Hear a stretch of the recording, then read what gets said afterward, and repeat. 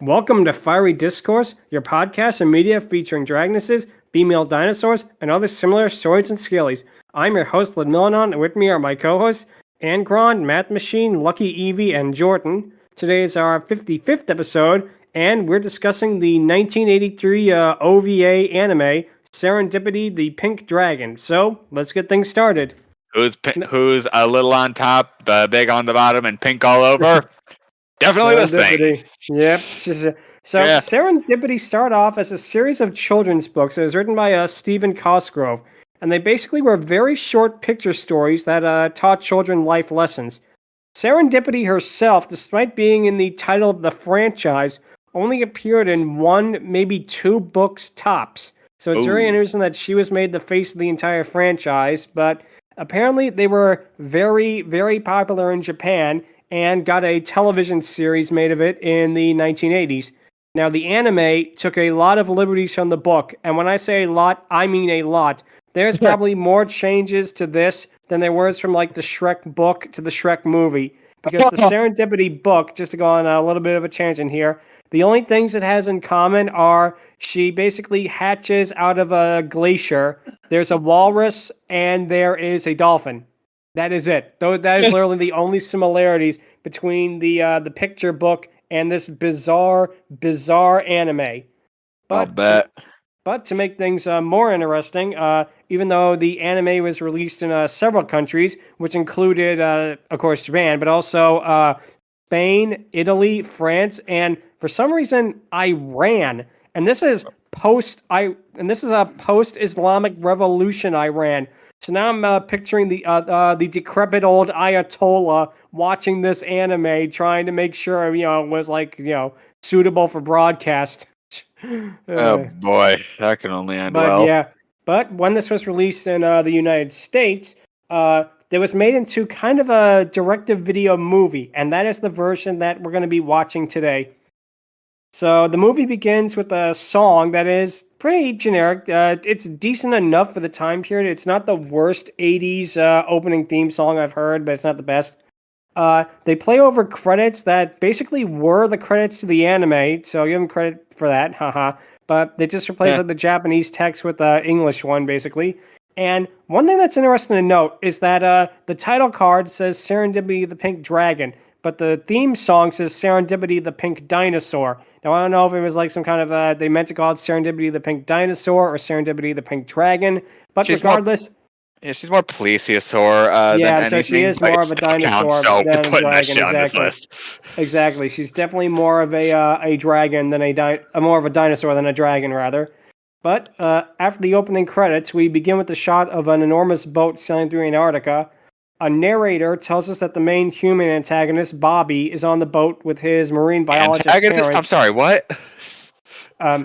Basically what happens is the narrator is telling us that the main human protagonist is on the boat with his marine biologist parents. Okay, I thought I heard antagonist when protagonist. Protagonist. Oh, good. There's an antagonist in this, but it's not as interesting as Bobby would have been if he was the antagonist. But no. All right, listen to it. Sorry about that. Good. It's here we get to the first problem with the anime, at least in my opinion, is the voice acting. Because the voice actors playing Bobby's parents are doing an incredibly poor job. It feels like they just took two random interns, threw them in front of a microphone, and told them read the script like this. When his father in particular just sounds like he's reading his lines for the very first time. And the voice acting overall is pretty spotty, despite having some decently well-known voice talent. Bobby is voiced by Cheryl Chase, who's probably best known for being Angelica Pickles on Rugrats. And Serendipity, I believe, was the actress who dubbed Rita Repulsa in Power Rangers, believe it or not. Sorry, what? The voice actress for Serendipity also did Rita in Power Rangers and several other voices for Sentai. Well, okay then. Are you talking about the Japanese or the English? English. The English dub. Oh my gosh! Like I can just hear it now. I think we should let him live and submit him to at my pumpkin. Okay, I can't do it. I get it.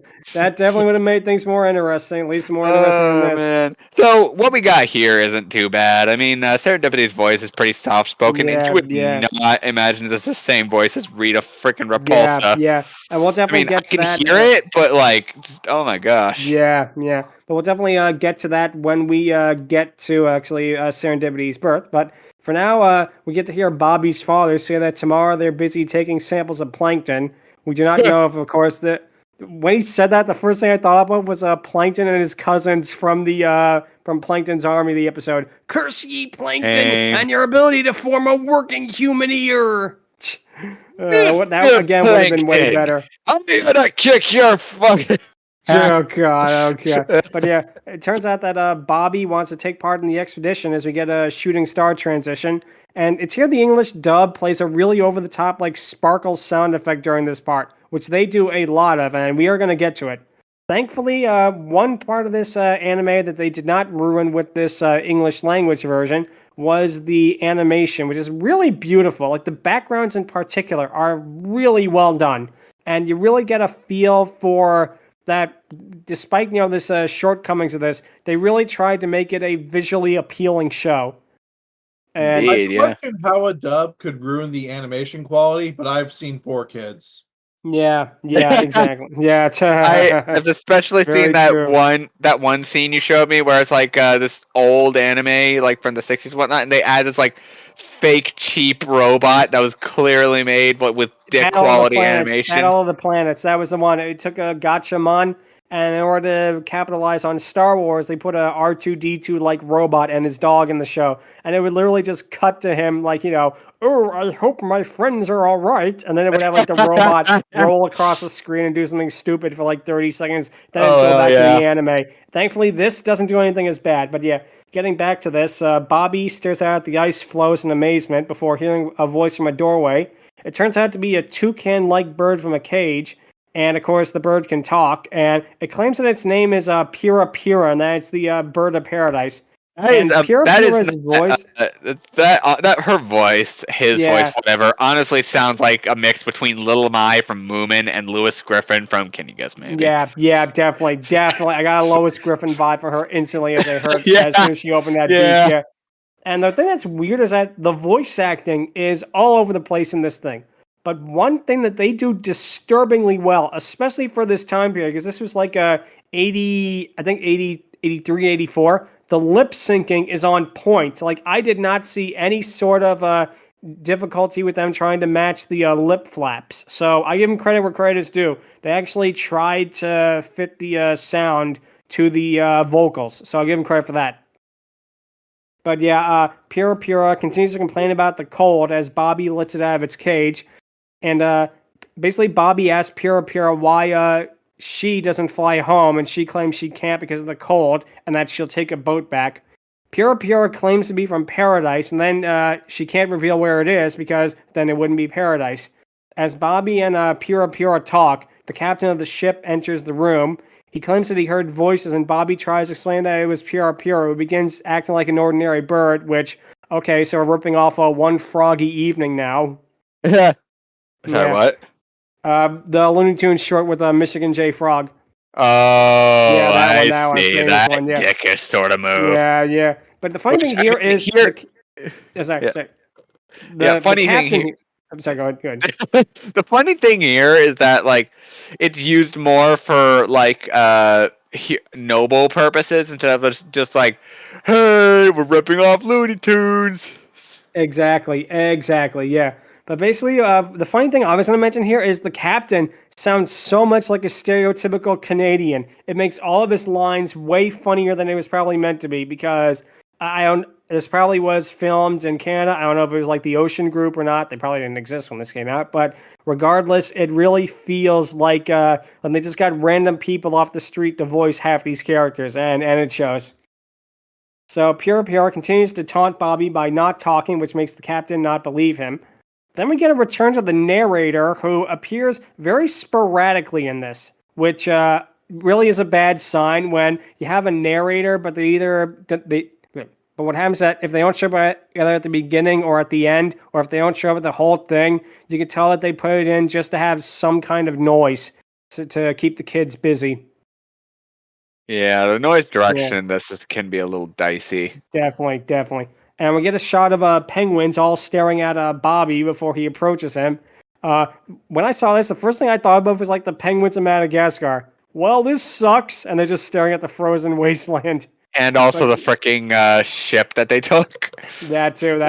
But yeah, Bobby steps forward and he slides on the ice. Then he claims that the penguins and him are going to be friends. Then we get a windstorm beginning to take place as Bobby's parents call for him to join them. And then we get a huge error in the dub because Bobby's father talks, but there's no sound coming out. And it actually focuses on it for like 5 to 6 seconds. That is a long time in terms of visual media. So that's something that they definitely screwed up big in this version. That's a freaking litly. Yep. What happens at the... I don't know if it's the editing or if if this was actually in the anime series proper and it just did not look right. Bobby has this 1,000-yard stare that they love to reuse all the time, and it looks weird. I'll bet. Yeah, they definitely do that. And it's really noticeable, like you said, especially because they use it quite a bit. But then we get the glacier beginning to break. Bobby goes in one direction, his parents go in another. And this part in particular is really well animated. Just the way you feel the tenseness of the situation. You really do feel that, the drama at this point, the action. And again, the animation on this is clearly the standout point, and it really makes you wonder if in Japanese that the show was probably pretty decent, but if the dub sadly ruined it or not. Yeah. But what happens is Bobby awakens to see he's floating away on an iceberg and drifts away. Then the narrator comes again, and it gets really dark as it claims that Bobby is certain that he would either drown or freeze to death, which, okay, granted, dark. Number one, point for realism, but a little intense for probably the little kids that got this. This is probably the type of VHS that parents got at like a supermarket counter and were like, okay, we found a fun movie for you, have fun. And they just plop them in front of the TV and play the tape while they go and do something else. That's the vibe I definitely get from the English language version of this, that it was done just to rush it out as quick as possible, which, again, is a shame because this really could have been good, but we'll get to more of that in a little bit. But for now... fair, it does kind of fit with the 80s theme of 80s kids movies, basically boiling down to, hey, kid, you want to see a dead body? Exactly. But yeah... The currents start pushing Bobby towards warmer climates as the ice melts in the iceberg, and then it's replaced with a large pink sphere that continues to push Bobby along. Sadly, the gigantic pink sphere is not Kirby, although that would be an amazing crossover. Yeah. And oh man. Well, speaking of crossovers, that reminds me of a silly little idea of happiness with the OG Dragon Ball, not Z. That would not be GT, interesting. That would be interesting. Super. Like OG Dragon Ball when Goku was like still a kid, which honestly I kind of want to see that now. We'll definitely talk about that when we do the happiness episode, which will come in the future. So that's a freaking. What happens is we then cut to a man sleeping as the narrator talks, but there's also a song playing in the background, and the audio mixing on this particular tape is so bad that sometimes you have dialogue that is drowned out by the background music, or vice versa, and it gets very annoying very fast, unfortunately. Yeah, but it's not like this happens just in the first 10-15 minutes. This happens all throughout the fucking... Oh, yes, it does, and it gets very, very annoying very fast, yes. Whoever the sound editor was for this needed to have been fired. Definitely. Oh, yes. But it turns out that the man sleeping turns out to be Captain Smudge, who, according to the dub anyway, is a pirate. He sees Pura and he shoots at her with his gun, which of course a few decades later, 4 kids will probably replace it with a blast laser gun or something like that. But nope, it was the 80s, so you could still show that. So Pura basically flies away, but she falls in the water where she encounters Winston, a dolphin.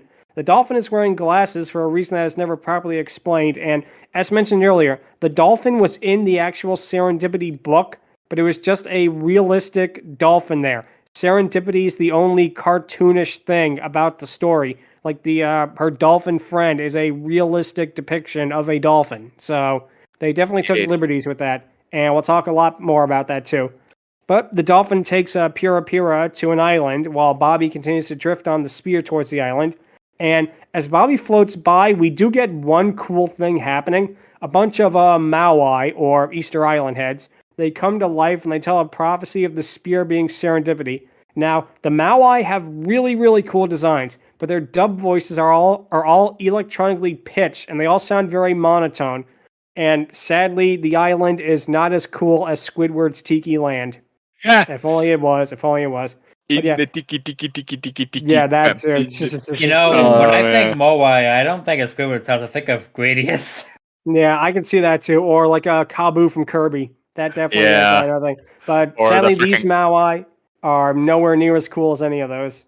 Yeah. We're nerds here, if you didn't realize. Exactly. Yeah. So Bobby then...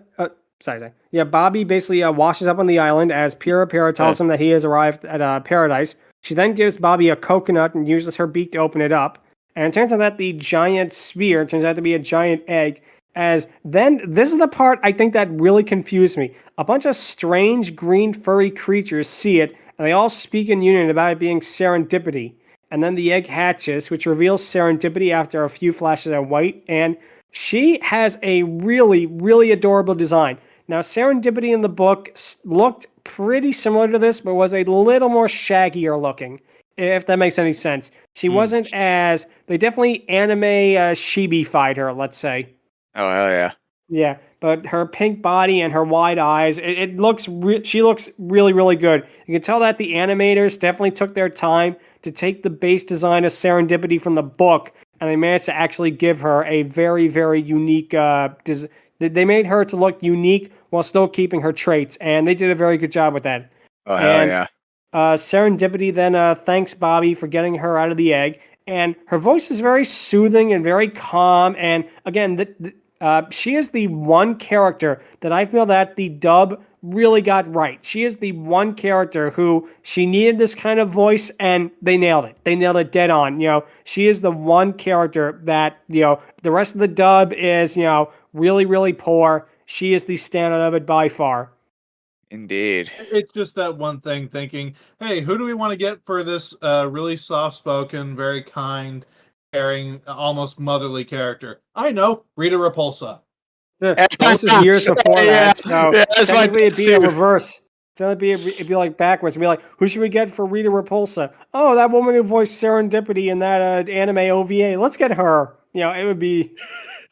That's even weirder when you think about it. Oh, hell yeah. That is just bizarre to think about. Yeah. So basically, Pira Pira claims that Serendipity is a dinosaur, which she looks very much like a stereotypical plesiosaur. For the most part. It's here we get the first of our numerous, very random, very short musical numbers. And judging from the fact that we actually see Bobby and Serendipity talk with each other, this musical number was not in the original version. And I cannot remember the tune. I cannot remember the lyrics for the life of me. So that part we're kind of going to skip. During the number... I remember the tune and I somewhat remember the lyrics, but I just saw it today, so... yeah, that makes more sense. Short-term memory and whatnot. Yeah. So basically, during the number, all the green creatures run to the beach and they all jump in excitement while Serendipity goes in the water and swims. There's a part with the trees and fruit scene, which is all from a later part of the movie, as we'll see later. Basically, Bobby and Serendipity swim together as the number ends. And again, this musical number lasts maybe a minute and a half of screen time. And it is one of the longer songs in the movie. So... That basically is kind of where we're at this point, where they're throwing in random musical numbers to keep the audience, distracted. And so basically the whole plot right now is Bobby is basically Tom Hanks from Castaway, except instead of a volleyball, he gets a dinosaur friend. So points for him. And he remains sane, question mark, for it. Whereas Chuck Nolan did not, unfortunately. after the song, we cut to an underwater grotto as a mermaid is told by Winston, the dolphin, that the prophecy has been fulfilled. And again, in the book, there was nothing like mermaids in it. There was nothing like about magical Maui or even Bobby or anything like that. So to see this take so much liberties from that, it definitely is very, very unique. And I'm really glad I kind of checked out the original book, because comparing that to this is like really, really a crazy experience.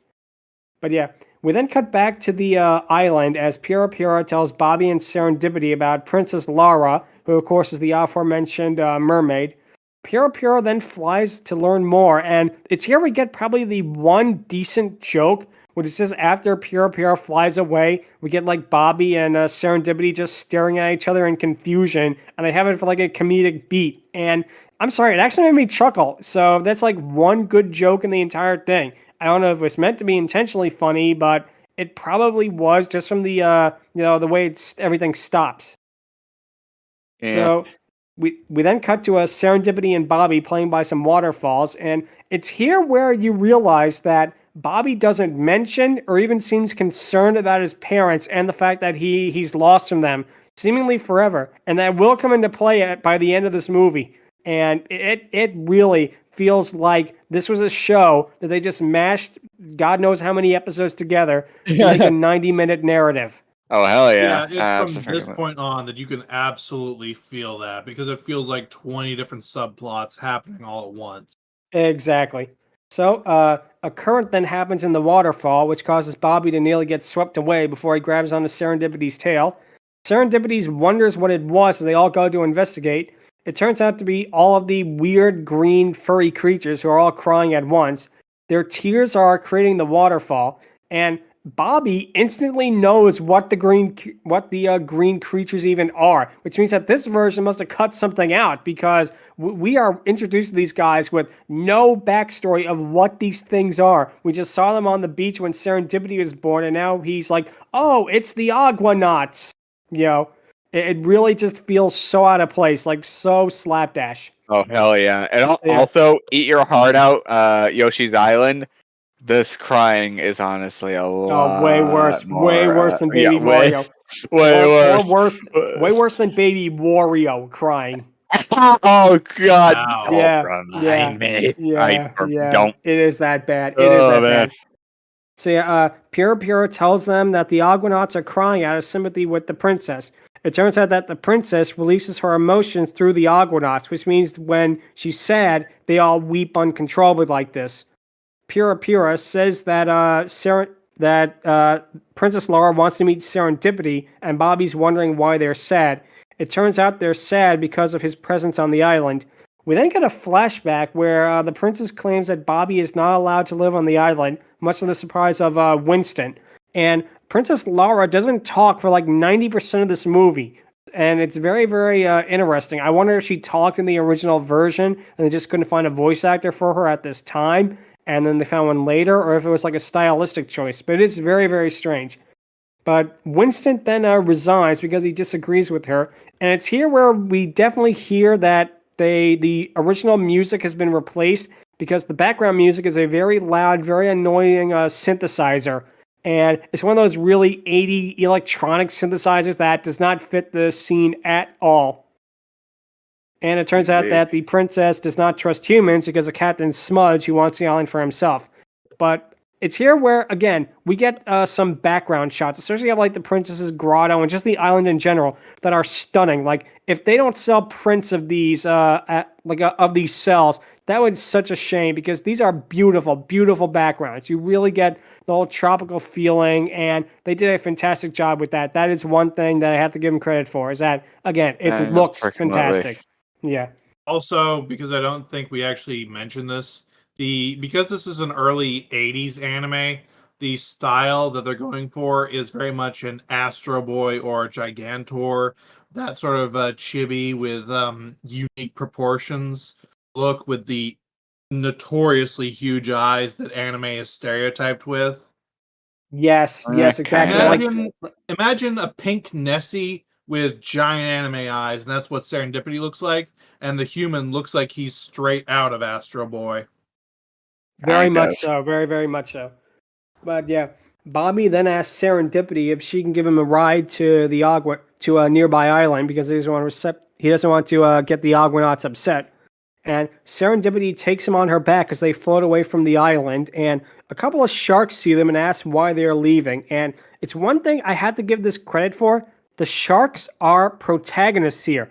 Like, a lesser anime would have made them, the mean, evil sharks, we gotta stop them. But no, the sharks are probably the most level-headed, normal guys in the show, aside from Serendipity. And that's why they are my second favorite characters, are the sharks, because they're just so, chill and relaxed in that, Yeah, it's also pretty accurate to most real-life sharks. Like, exactly. Some of them can be territorial, absolutely, but, like, more times than not, they're just chill. That's just sharks being sharks. They're not inherently evil. And they're just being. Yeah, exactly. And for an anime of the 80s to do that, I give them props for that. They actually did their homework with marine biology.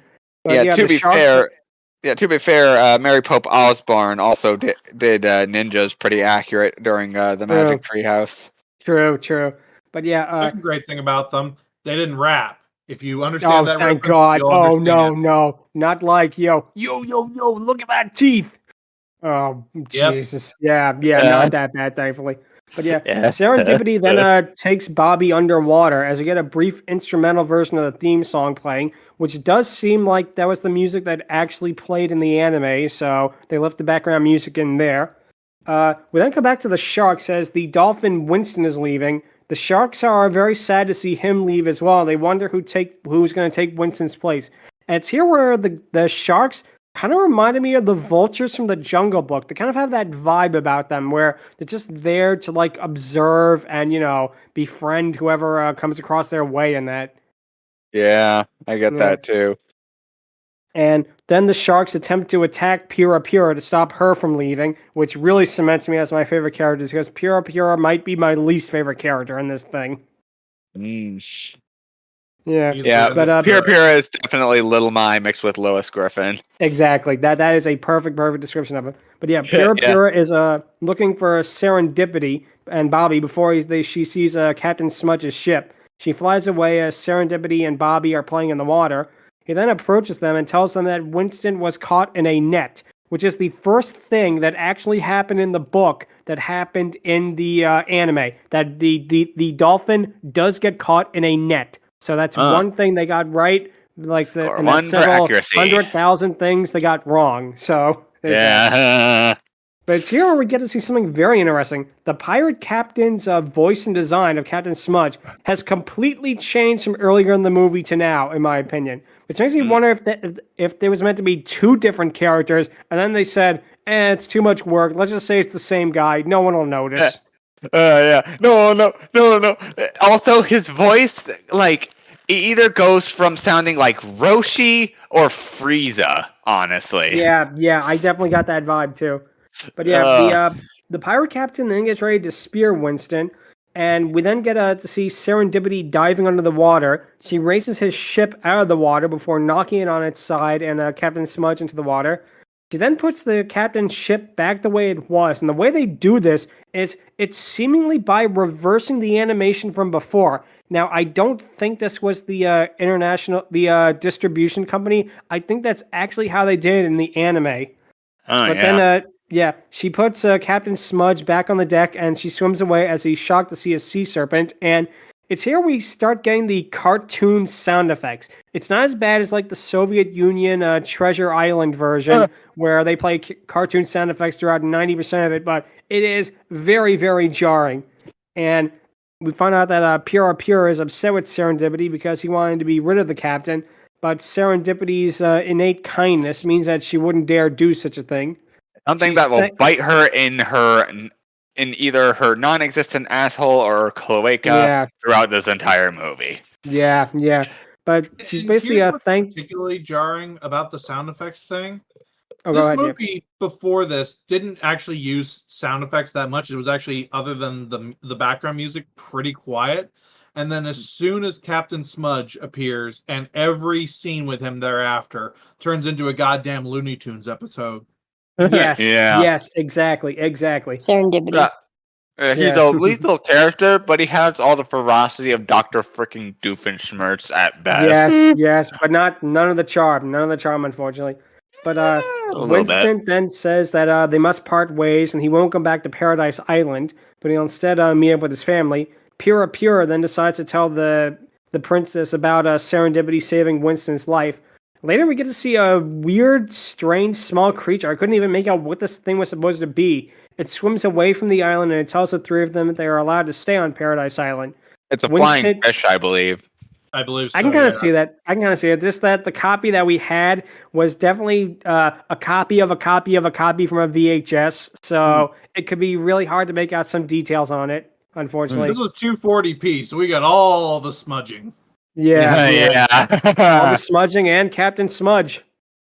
Nice. Yeah. So basically, Winston returns to the princess and he thanks her for changing her decision. The princess wants to meet with Serendipity and Bobby as he thanks her. And their relationship is honestly kind of adorable in a way between Serendipity and Bobby. You really get a feel that even as bad as the dub of this is, you still get the feeling that these two are really good friends. They're very close with each other.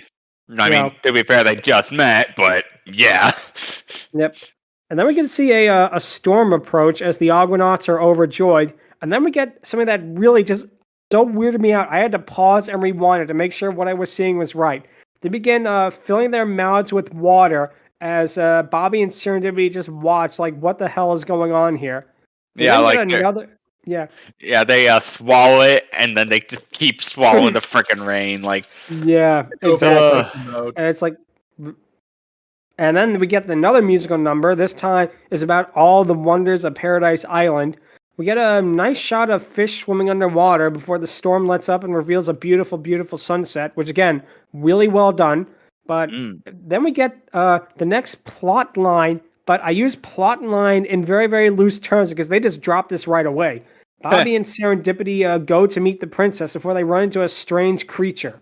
I don't know how to describe him, because it just is so weird. Think of like, I think the best way to describe it is, think of Lisa Simpson's head with like with a weasel snout, and you're about a quarter of the way there. Oh, abso-freaking-lutely. It also kind of reminds me a bit of the Hemulan from Moomin. That too. It very well could have been inspired by that. But, yeah, like an offspring of Lisa Simpson and the Hemulan. yeah, that too. But the creature claims his name. Eric's. What? Sorry. It's all good. But yeah, the way I describe these things is more akin to they are humanoid rock creatures about the size of children with squid-like faces.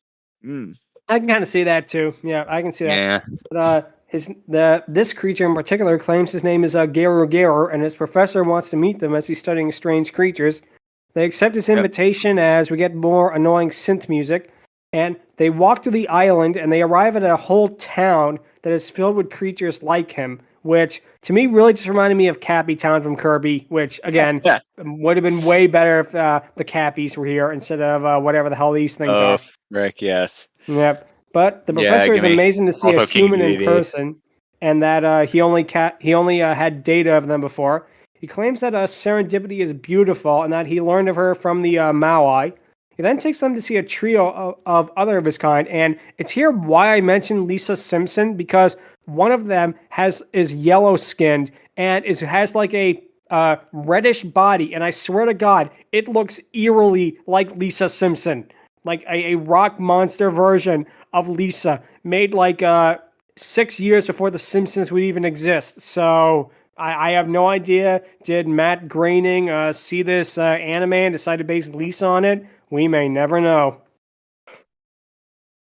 But now it's here we get what I was saying earlier about this seeming so slapdash, because now the whole plot line with the professor wanting to study Serendipity and Bobby and that, or just Bobby and Serendipity meet the princess, all of that is thrown completely out the window, because it turns out a gray one of these creatures is a judge who claims that Pura is in trouble.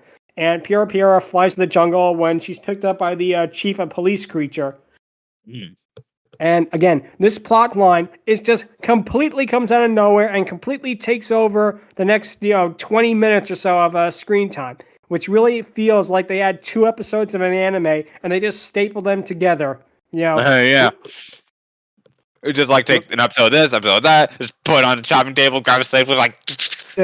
Exactly. But yeah, the judge claims that Pura Pura is accused of illegally leaving the island, which she did several times, of course, to meet up with Bobby and Serendipity. So I guess Paradise Island's legal system is somehow worse than both the Piantas from Mario Sunshine and that one planet in Transformers the movie. I have nothing but contempt for this court. Hell yeah. Exactly. But unfortunately, Pura Pura is not dropped to the Sharkatrons, but Bobby and Serendipity are brought before the trial, and of course they're forced to tell the truth that they saw Pura Pura leave the island. She's found guilty, and her sentence is to wear a ball and chain, and she calls Serendipity and Bobby traitors. And it turns out that Serendipity says that Pura Pura just has to wear the ball and chain for 10 days, which really is, it's a harsh punishment, but it's not a harsh punishment because it's like, oh, you can never leave the island for 10 days. Which, again, for a bird might seem like torture, but I think that was something that was put in the dub version. I feel like the original version maybe had like on for life or something like that, because Pura Pura is completely freaking out over this in a way that it being such a short amount of sentencing, it really didn't seem like it would work. Indeed. But yep, Pura Pura tries to fly away as we get yet more cartoon sound effects. Bobby tries to collect fruit for Pura Pura, but it turns out she uses her beak to pick the lock. Serendipity and Bobby then just watch as Pura flies away, and then she teases the sharks, which again, they did not deserve it, before she flies off into the open ocean. It turns out that the chain is still connected to her leg as she nearly sinks into the ocean. And then all of a sudden, we just randomly cut back to Bobby and Serendipity watching the sunset, which feels like it was taken from a later episode. It might have even been like the finale or something like that. Because just the way that this is shot, it feels like an ending of something. But the shot of them watching the sunset and the shadows reflect on them is really, really well done. They wonder if they'll ever see Pura again as Bobby calls out for her. Pura is still flying because it's night and she's too tired to continue. We then cut to Captain Smudge who sings a song. It's basically a song about, here's a quick rendition of it. I'm Captain Smudge, I'm a tough pirate. And that's it. It literally lasts, and I timed it, 30 seconds. Again. Oh, it's not as bad as the one from the Soviet Treasure Island dub. But no, it's nowhere near as meme-worthy as that either. But the song lasts all of 30 seconds. And it's sung by someone who is not Captain Smudge's voice actor. It is someone completely different, who they probably got just to sing this one song, and that's that. So Captain Smudge captures Pura Pura, who does what she did before by only squawking and refusing to talk for Captain Smudge. We then get to see Captain Smudge return and talk to a lighthouse captain, and he shows him the gold chain, claiming that Paradise Island must have a lot of gold on it. And the keeper of the lighthouse sounds exactly like Old Man Jenkins from SpongeBob. Hey, you! I saw you on TV last night! See you later, Bran Flakes! What a nice cereal box! He sounds exactly like that. And the whole time I was just thinking, it's Old Man Jenkins from SpongeBob. But it's also sadly, Frieza from fricking... yeah, I can kind of see that. Yeah. It's also that fricking... I also have freaking old man from The Simpsons. Yeah, that too, yeah. But the captain claims that he'll make it to the island, and the lighthouse keeper tells him it's dangerous. And it's here where we get another voice for Captain Smudge, which makes you think that the voice actor couldn't record all the lines. So they just had someone else come in, record these couple lines of dialogue, and then get the original guy. This is even like something like Sword in the Stone, where they had someone cast and then had to redub it. This literally happens like in the middle of a scene, and it's very, very weird. So he claims that Paradise Island will make him rich. The next day, all the Argonauts talk about how Pura Pura was kidnapped by Captain Smudge. Serendipity and Bobby are told about this and are shocked. We then cut back to Captain Smudge's ship as he sails towards the island. Bobby and Serendipity, meanwhile, sail off to rescue Pura Pura. And it's here we get a montage of Serendipity and Bobby sailing off to rescue Pura Pura, which again, nice animation, but there's more of that really annoying synth music. And it makes me wonder why they even put that in the first place, because a lot of the background audio is from the original anime, but then they just decide to randomly replace it for no reason whatsoever. But we then cut back to the ship. They just play the synth music over it.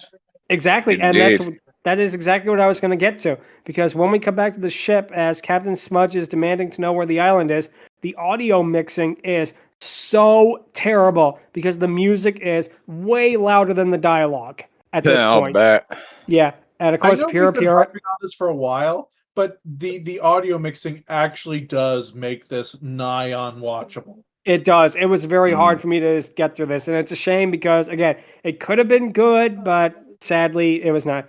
But what happens is Pure refuses to talk to the captain. It turns out that Smudge's only friend is a bird who is also driving a ship at the same time. The captain can't find the island as Serendipity and Bobby approach. She dives into the water in a bit of a reused animation before she races herself up to help Bobby on board. And it's here we get a sequence that, I have to admit, even a dub like this couldn't ruin, because we get an actual tense part of the movie with Bobby sneaking around the ship, because the score and the complete lack of dialogue actually makes it seem somewhat of a threat, which, of course, is ruined very quickly, because when Bobby sneaks into the ship, he almost gets Pura and her cage out, but the captain and Smudge's bird sees him. And it's here, again, we get another thing that really shows this was an anime from the 80s, because the captain just whips out a gun on Bobby, and he demands that they take him to Paradise Island. Pura calls her Serendipity as the boat begins to tip over yet again. Bobby smashes the cage that Pura is in and runs away. He lands on Serendipity. She stares at the captain. Not so much a stare of, like, disgust or anything negative. It's just a stare of, I guess, wonder would be the right word. It's very hard to tell her expressions at times, but... Mario, wonder this ain't, Birdie. No, unfortunately. Little brief note, the bird steering the ship and the pirate have kind of remind me of freaking V-Lads from Dragon Prince. Yeah, that too. But anyway, not as charming as V-Lads. Yeah, but then Smudge claims the island is real, and he plans on returning. And then all of a sudden, we cut back to the storyline that we had about Pura, Bobby, and Serendipity at the Professor's Museum. Keep in mind, this plot line has been dropped for almost half an hour, and now we just cut back to it randomly. Like, okay, time to go back to this one, I guess. But don't mind me, I'll be out of your hair in a second. Exactly. But Bobby decides to go into the museum to see Gero while the Argonauts play with Serendipity. Bobby goes to the museum, which is filled with all kinds of nautical debris in a pretty nice touch.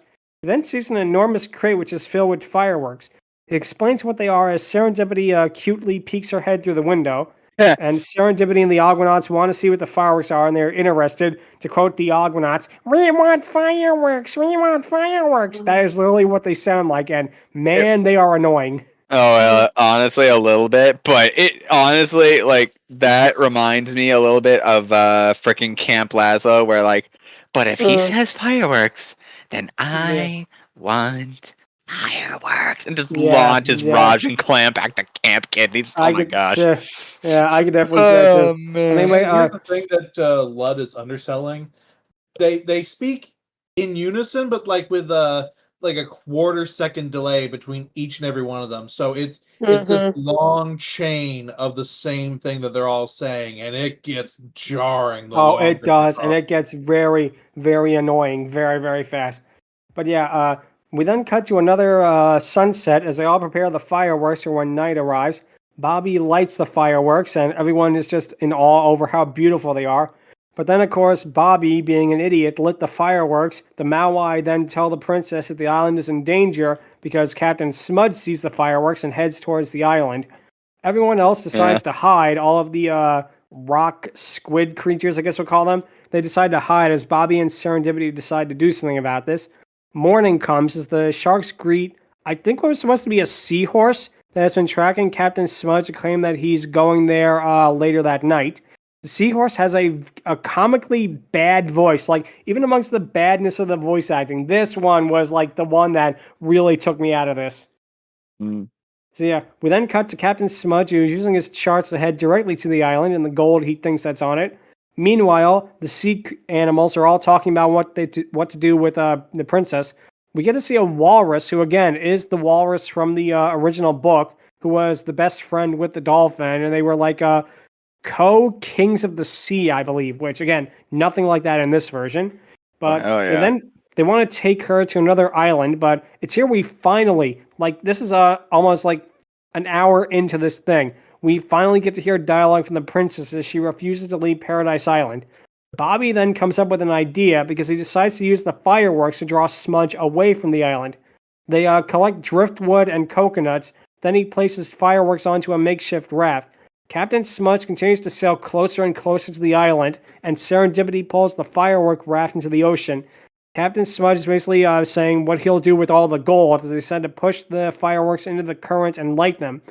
Pyrrha, the little psychopath that she is, hopes that it'd sink Captain Smudge's ship, but the plan has turned out to cause the island is in the other direction. Pyrrha flies after the fireworks before getting blown into the ocean, and of course does not die because this is a kid's thing. Captain Smudge then thinks he made a mistake, that the island was over in the other direction, and he sails in the direction of the fireworks. Serendipity claims that Smudge will never find them as he returns to the lighthouse keeper and tells him about the island. And then it's here where we get, I think, the thing that broke me in terms of the continuity error. The princess claims she wants to tour nearby islands, whereas in the beginning of the movie, they claim that Paradise Island didn't have any nearby islands. It's like, you can't even keep your continuity straight from the beginning of this to the end of it. Continuity. But yep, meant to be broken and rarely meant to be definitely. But yeah, it turns out that she wants that Serendipity and the sharks go with her to protect her, which gives us the unfortunate aspect that Serendipity is barely in the last 15 to 20 minutes of the movie, which really stink. But it turns out that the princess seems to have been gone for a while, as the Maui warned them that Captain Smudge is coming towards the island. Bobby asks the walrus what they'll do, and the walrus says that Neptune will protect the island with a storm.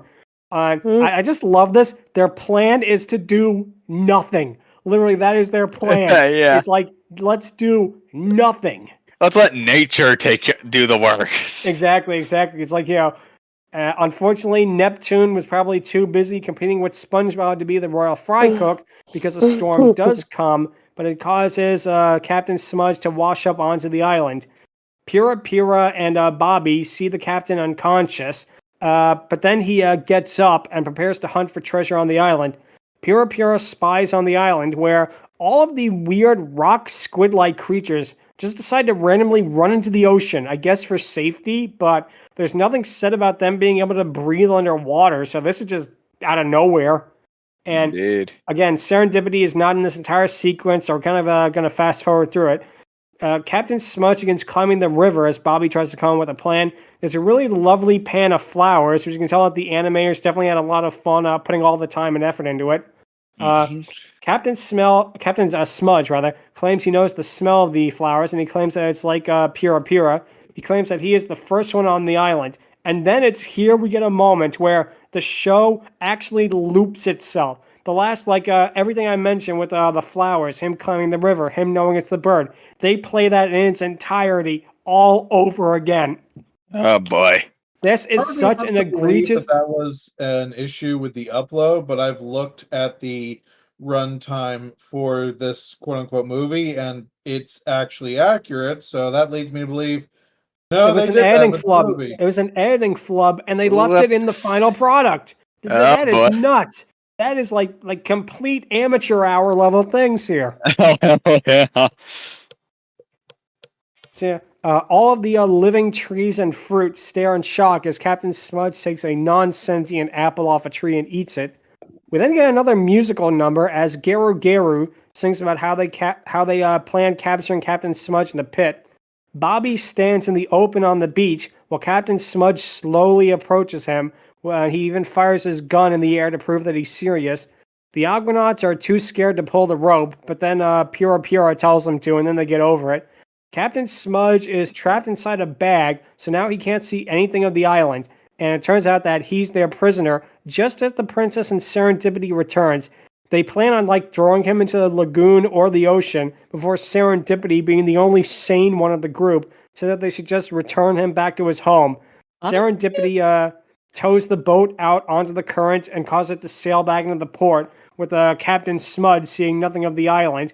And it's here where it ends, but this doesn't just end. Oh no, this is one of the weirdest endings of all time. The narrator comes back, and the narrator tells us that Bobby could have returned home on Captain Smudge's ship, but because he enjoyed Paradise Island so much, he just decides to stay there forever and ever. The end. My family. I know. It's like, your parents probably think you are dead. You are probably hundreds of thousands of miles away from them, and this is a happy ending? It's supposed to be, I guess, sweet, but it is really, really dark. And I have to imagine the anime ended like that as well, which, again, really, really dark. But yeah, that is the end of this. And they only made one series of Serendipity, which had 26 episodes, of which I would estimate that 6 or 7 of them were stapled into this. I have no idea what the other episodes were about. Yeah. Kind of want to say 3 or 4, maybe. I think there were more, because the stuff like the other plot lines intersecting with each other, I probably think there was more episodes. But it's now that usually I talk about the backstory behind the thing or how it did or that. But this time I'm going to talk about something different, because the head animator on this show, what a career this man had. His name was Yoshi Kotabe, who previously worked on the famous Heidi anime before he decided to work with Studio Ghibli. He only worked on Nausicaa, interestingly enough, before he quit Ghibli due to reasons that we don't know and will not speculate.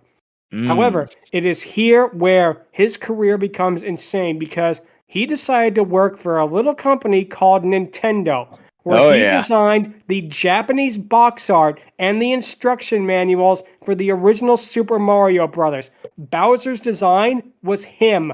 He designed Bowser, and he worked on the series for years and years to come. He worked on The Lost Levels. He worked on Mario USA, which of course was Mario 2 elsewhere.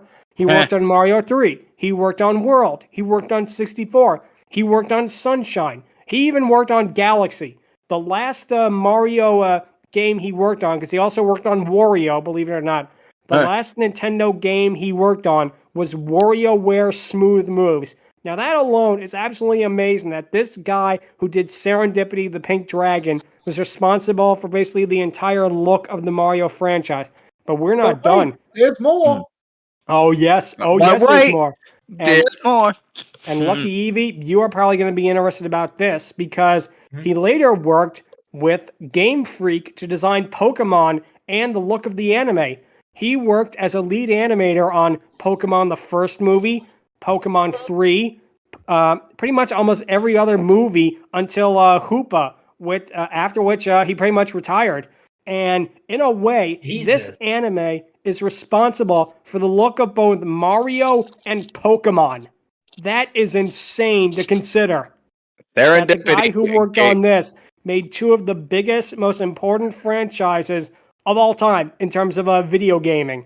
So, and in terms of freaking design, Serendipity definitely gave us Nausicaa, freaking Mario, and freaking Pokemon, people. Exactly. I mean, and it's amazing. It all started with Serendipity. I mean, without Serendipity, would we even have the Mario franchise as we have it now? Better question. Would we, if without Serendipity, would we ever have Lapras? She's just very good point. That is an excellent point there with Lapras, because Serendipity does kind of remind me of it. I wonder if he took Serendipity's design as a base for Lapras or not. Also, Goodra. That too. Maybe Dragonite. Who knows? Yeah, that too. Yep. But yeah, that is just amazing, and it's a great note to end that portion of the episode on. Now it's time for the question of the week, which is, what is the most obscure cartoon you remember watching? Now, I'm going to go first, and I'm just going to say this. My cartoon is so obscure, I don't know the name of it, because every time I try to look at it online, with all sorts of keywords and everything like that, on every social media, I cannot find anything of this. Anything. All I have of it is a title card, which is called Sheer Terror, shear as in like shearing of a sheep. And there was a part where people turn into animals. It had kind of a, not so much anime, but I guess it would be, the closest analogy would be like the Jumanji cartoon type of art style. And again, it's something that's been like my white whale. I saw it on TV maybe once, like, years and years and years ago. I have never gotten it out of my head just because it's one of those things that you watch and you don't know what it is. You know, when you have that feeling, it is just, it's like an itch in your brain, basically. It's like, what is it? I keep looking up, sheer terror, cartoon, sheer terror, animation, and I find nothing of it. And it is so bizarre. It feels like it came from an alternate dimension or something like that. But yeah, that is. It was a TV series from 2011, apparently. No. This was way before 2011. This was like 2001, 2002, I think. And yeah, this probably aired like on one network and probably never again. What do you know? Found it. What was it? It's on freaking. I'm gonna post it here. Sheer Terror 2001. Closest thing I can find is this. Let me see. Let's check it. Huh. That might be it. Wow. Okay. So apparently the show I was talking about was called Wicked with an exclamation point. It's from 2001. And yeah, I don't know anything else about it, but we might have solved a major issue that has been bugging me for years. So thank you so much for that, Angron. You're welcome. Wow. That is just wow. Oh, man. And speaking of which, what would you say is the most obscure cartoon you remember watching? Oh, boy, that's a tough one because, like, two ultimately come to mind when I think of that. The first one is Animal Olympics. That is, oh man, that is a movie. Like, it's a classic. Oh, yeah. It's very much a classic because it inspired. I don't think it would be too much of an outlier to say that this inspired frickin' Zootopia, and or Sing. It did.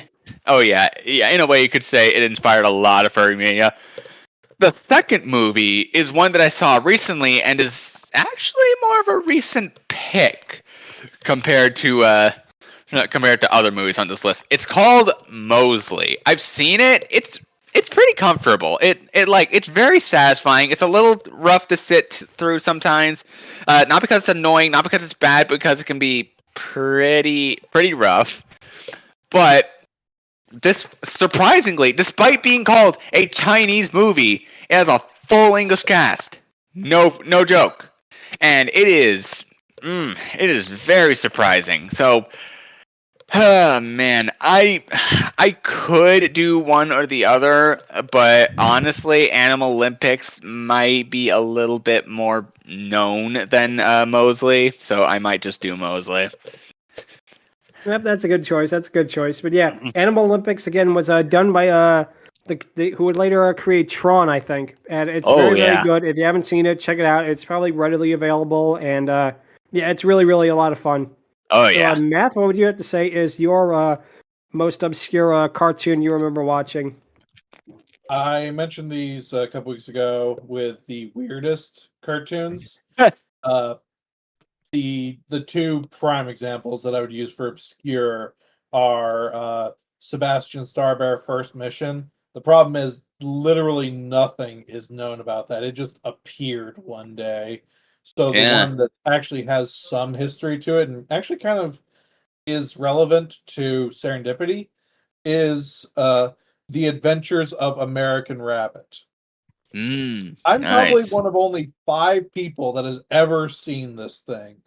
It is an anime movie from the 80s, so it uses that same semi-chibi style. Anthro World, Kid Rabbit has superpowers. He transforms into his fur pattern, looks like the American flag, and he's got roller skates for some reason. I mean, to be fair, Lan Hikari has roller skates as well as Moon Girl, so not really too much of an outlier. If this was a Japanese and American co-production, which is the interesting part of this, the American side of this was made by the dude who then went on to make the original TMNT series. Nice. Nice. And the reason that this series existed primarily as a Japanese production was because the characters were based off of an American pop artist who did a lot of company mascots for Japanese companies, and effectively those are the characters that are in this movie. It's a very wild watch. It looks like it should have been a series, but they just made it a movie. And it is so weird and so bizarre. The story is almost non-existent. The animation is stiff at times, to be generous. This got no box office at all, and it has just disappeared into absolute obscurity. Like, yeah, that is pretty rough. That definitely sounds like something that's worth at least checking out at least once, because, wow. Yeah, I hope we can find it. I'll give you that. It is one of those, what did I just watch kind of movies, but it's one of those that it's historical. The history behind it is probably more interesting than the movie itself. I'll bet. Yeah, there's a lot of stuff like that. So, Jordan, what would you have to say is the most obscure cartoon you remember watching? Oh, Lord, I had one, but I might have forgotten it. I think for me, oh, Lord. Oh, God, I'm a girl from the 90s, and I should know what the most weirdest thing to find, but I can't think of anything that sticks out that says, oh, I'm uniquely weird, but I can't think of anything. It's going to kill me. I can't think of one. Oh, boy. All good. All good. Wait, I think I do have one. It's an old series, Bump in the Night. It's a claymation movie or series. And when I look at it, I'm a claymation nerd, but I'm like looking at this, I'm like, okay, what is this? It's a creature. Bump in the Night is cute, but it's weird. I'm like, you're funny, and it has the voice actor who did Danger Doug, Tigger, Winnie, Pooh Bear, Eeyore, all kinds of voices he's done. I'm like, it's interesting. I can't hate this. So what was the really neat? Bump in the Night. Huh? Dang. Very I think I've seen that. Is that the claymation one? I think. Value. It's a claymation. Yeah, I do remember that. That was really cool. That was really, really elaborate claymation. Yeah, and there was also tons that I've seen, but I'm like, I just can't remember the titles because I've seen it one time. I'm like, I'm not gonna memorize this, and I don't. I don't remember it. Yep. Mm. Yeah, that definitely. I think I remember seeing that too, and I remember that the animation really is so high quality, especially for stop motion. So very, very, very. I gotta definitely check it out. So, Evie, what do you have to say is the most obscure cartoon you remember watching? If there was one, I don't remember it. Yep, it's all good. It's all good. So now it is time for the patent pending Dragoness Scale, where we rank Serendipity this week. Now this is going to be interesting because Serendipity is definitely the best part of the anime. Let's be real; she is easily the absolute sound, the design, the voice, everything. She is the best. However, I don't know because she doesn't really have a personality. But again, that's the point. She didn't have a personality really in the book either, and it really. I feel like if Bobby wasn't there and it was just Serendipity as the main character, I probably would have liked this a lot more. But at the same time, she has such a good design and a good voice, and she's very, very, very cute. I'm going to have to give her probably too high of a score, realistically. I'm stuck between either 6 or 7 out of 10. I might be generous and give her a 7, just because, again, I do like the design, I do like the voice, I do like that her relationship with Bobby is very wholesome, and how she just has an innate sort of kindness to her. It really feels like she's just a completely pure, innocent being that is like beyond our, understanding. Like even someone like Captain Smudge that wants to, basically conquer the island and possibly hurt her, she takes the time to pick him up and rescue him. And she's the only one who comes up with the, sensible solution of why don't we just stuff him in a bag and push his ship back home and he'll never bother us again. She really feels like she is the most rational character as well in the entire anime, and that definitely gives her another plus point as well. Plus, I did like her relationship with Bobby, and I kind of wish they had a little bit more of that, but yeah, I'm going to go with 7 on this case. Angron, what would you have to say?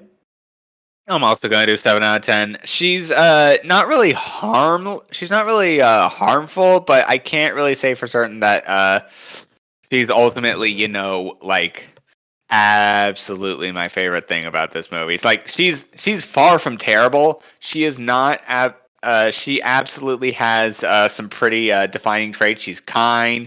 She and Bobby get along great. She's a pretty potent protector when she wants to be. She is kind of boo. Honestly though, the fact that she's too willing to ultimately forgive, and like even with the fact that she was born a few days ago, still kind of makes her kind of feel like a butterbear, if you know what I mean. I can kind of see that. I definitely can kind of see that. So, Math, what would you have to give her? I'm actually gonna go 9. Wow. Loved her design. 10 out of 10 there. We're not even questioning that. I really did like her personality and voice. It was absolutely the best part of any character. I think that in part because every other character was just so bad, I have a higher view of her than I do the rest of the movie. But also, she just really worked for the kind of character that they were trying to make and trying to present. It's a 9 still because they don't really do enough with her, but the idea of the character I absolutely got, and she's basically an easy way I could describe it is a proto Sisu, and it very just much works for Yeah. this. Very, very much so. That is a very, very good point there. So, Jordan, what would you have to give her? I give her 10 because it's serendipity, the way how she is. I mean, she's like Starfire almost a little bit with a personality, not like dumb, but she cares for like everything around her and she sees the good in everything. Like if the captain was in the total meanie, she would probably like him to be around the island, but she knows like okay, he's gonna keep coming back and just wants him away. So the way her idea was to just put him in a bag and take him home was a good idea. I mean, there were opportunities for her to be like, okay, I don't want this person near my island.